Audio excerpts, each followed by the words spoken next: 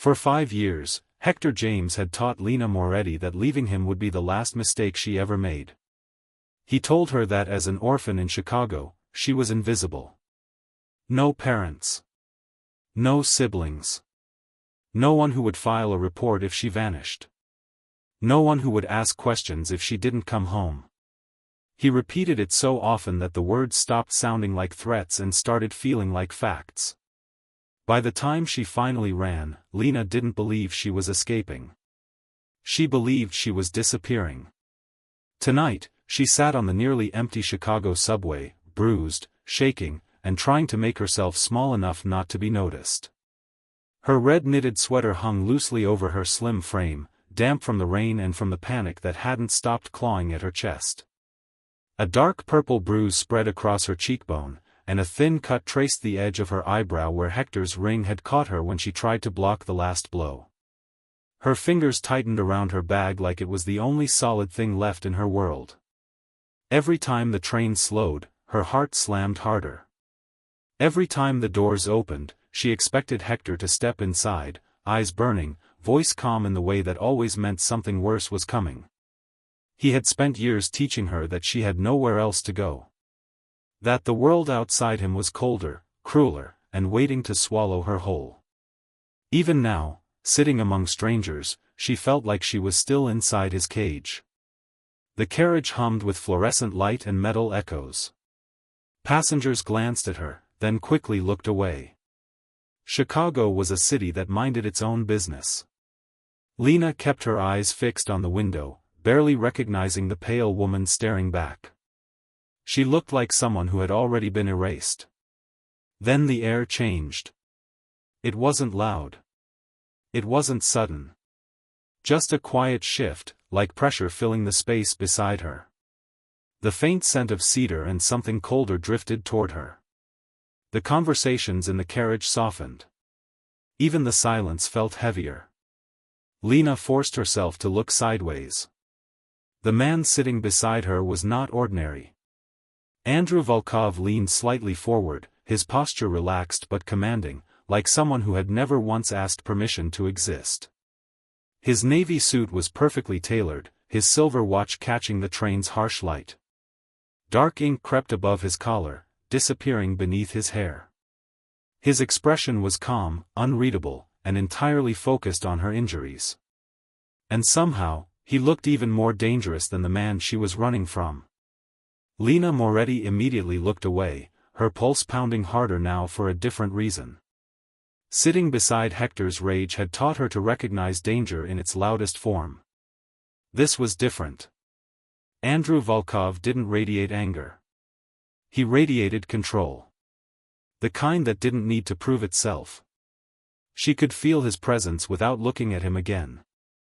It pressed against the space around her, quiet but absolute.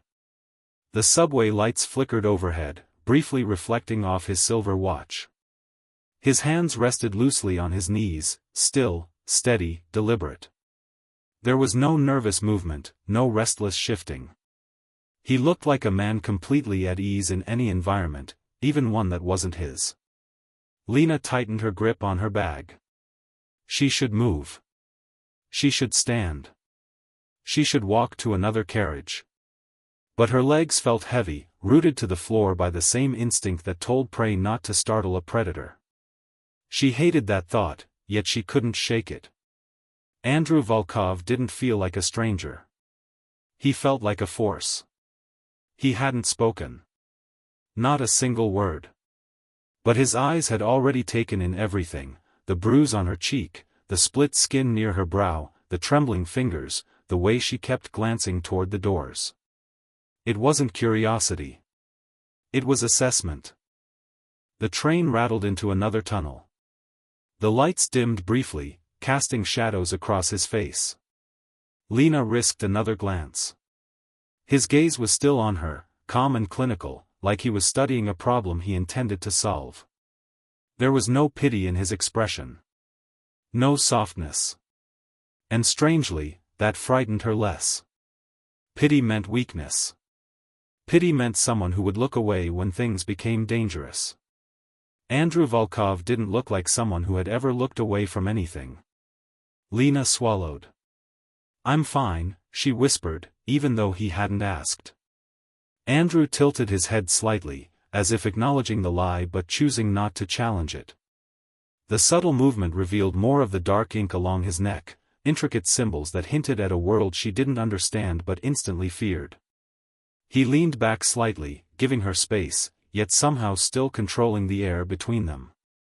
The passengers around them had grown quieter. A man across the aisle pretended to scroll his phone but kept glancing up. A woman near the door shifted seats. The atmosphere had changed, and everyone felt it, even if they couldn't explain why. Lena's heartbeat drummed in her ears. She realized something unsettling. For the first time since she ran, she wasn't only afraid of Hector finding her. She was afraid of the man already sitting beside her. The train began to slow. Lena felt it instantly, the subtle deceleration, the grinding echo of steel against steel. Her stomach tightened.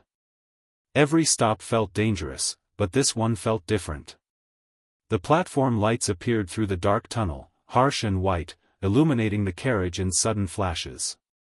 Her breath caught in her throat. Then she saw him. Hector James stood on the platform. He leaned casually against a steel pillar, but Lena recognized the tension in his shoulders. His eyes scanned the train with predatory certainty. He hadn't just followed her. He had predicted her.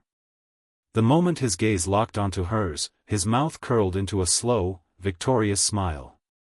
Her fingers went numb.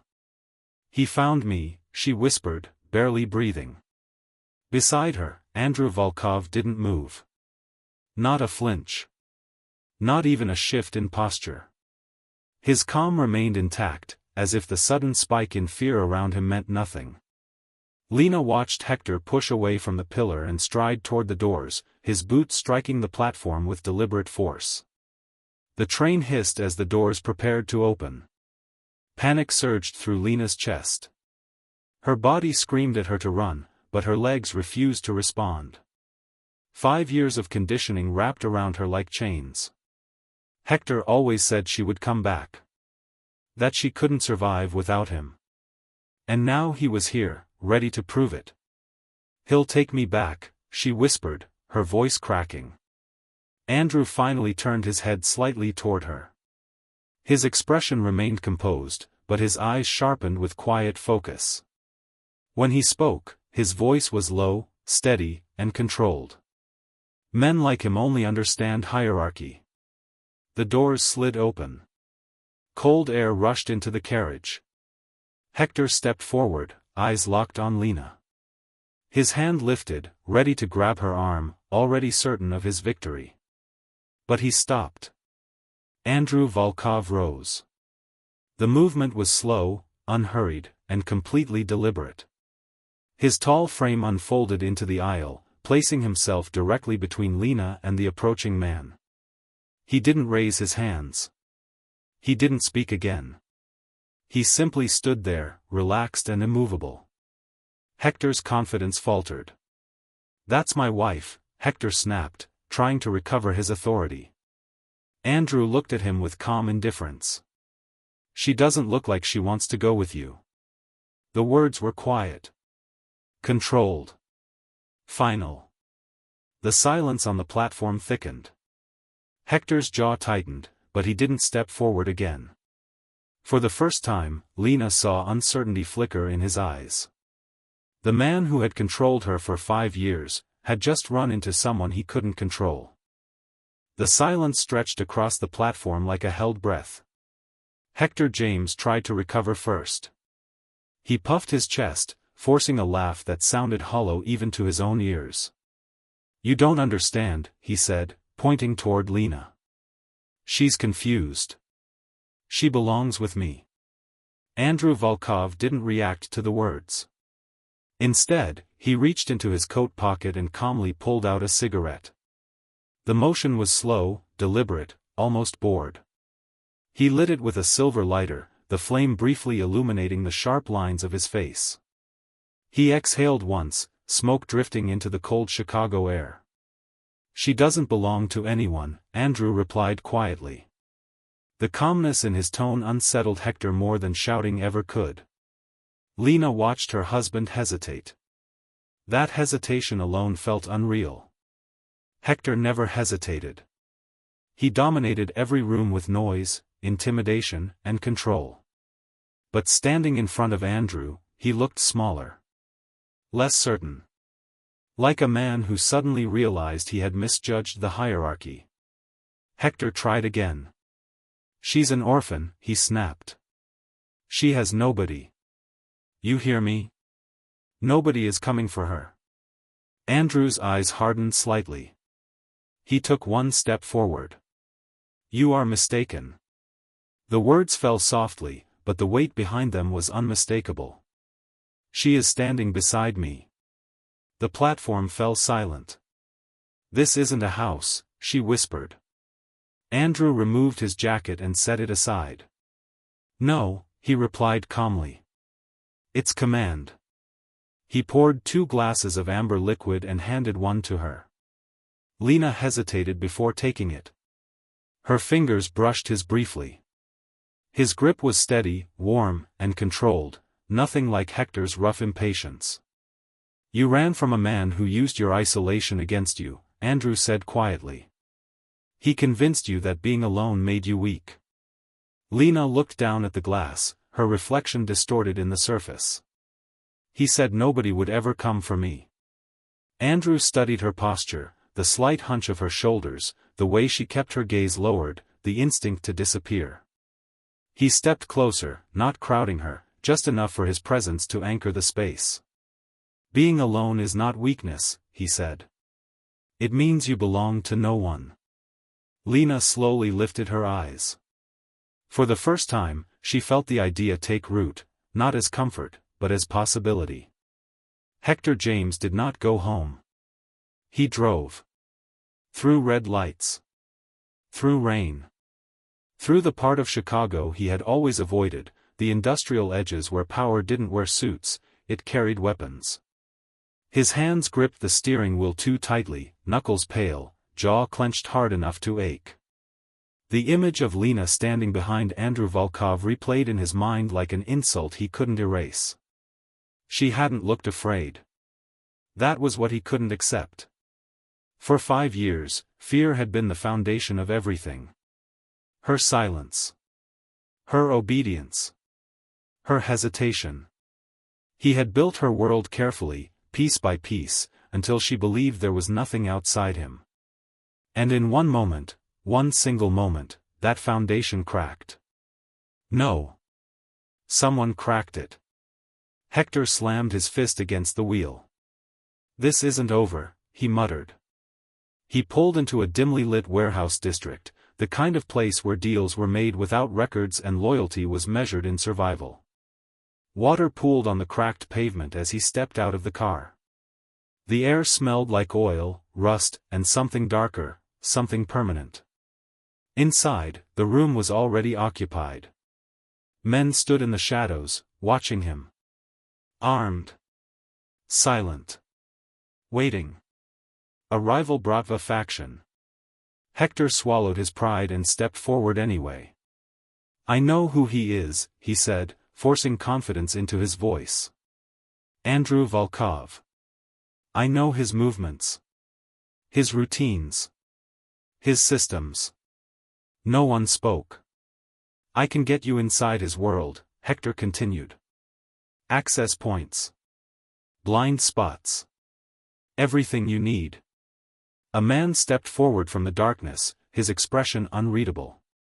And what do you want? He asked. Hector didn't hesitate.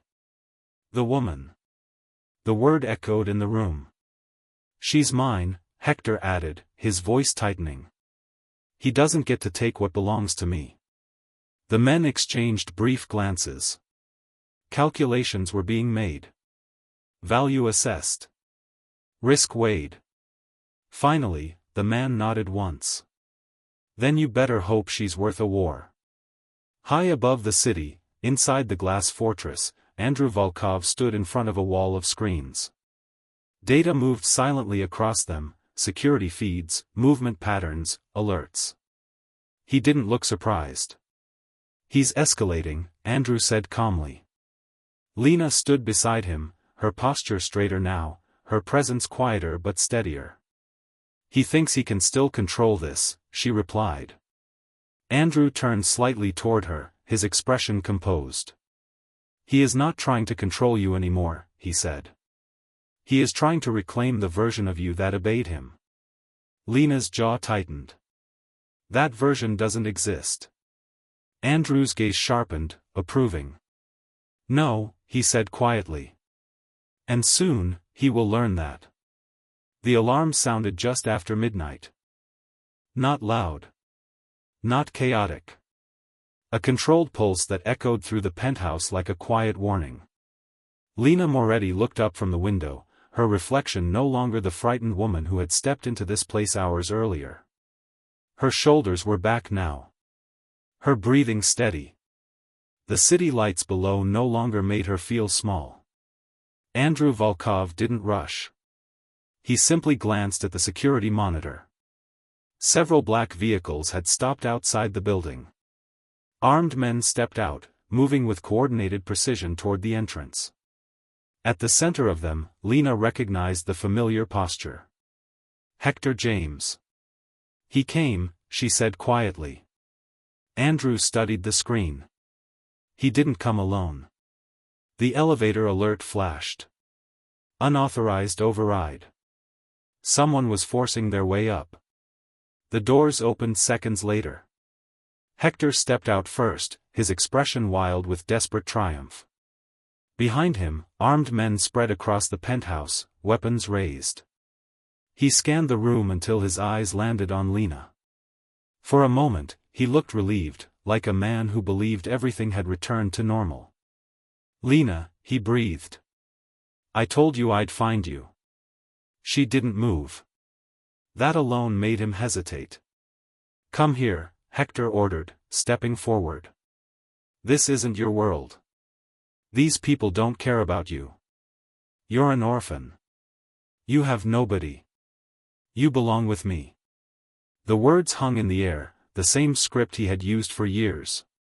But Lena didn't lower her eyes. She didn't retreat. She didn't shake. Instead, she stepped forward. "I am not coming back," she said calmly. Hector froze. Andrew Volkov emerged from the shadows behind her, his presence instantly shifting the room. His men appeared just as silently, surrounding the armed intruders with disciplined precision. The hierarchy flipped in seconds. Hector looked around, panic creeping into his expression. "You think he saved you?" he snapped. "You think you're different now?" Lena met his gaze without flinching. "You didn't break me," she said. "You buried me." She took another step forward. "And he didn't save me, he showed me I was never yours." Hector's confidence shattered. The woman he controlled was gone. In her place stood someone calm, unreachable, and completely outside his power. Andrew spoke quietly. "Take him." His men moved instantly. Hector struggled, shouting, but it sounded smaller now, powerless.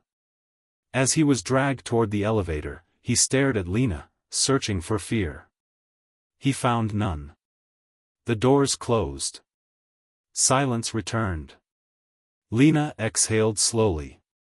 The past had ended, not with escape, but with transformation. She was no longer the woman who ran. She was the woman who stayed. If this story touched your heart, hit that like button.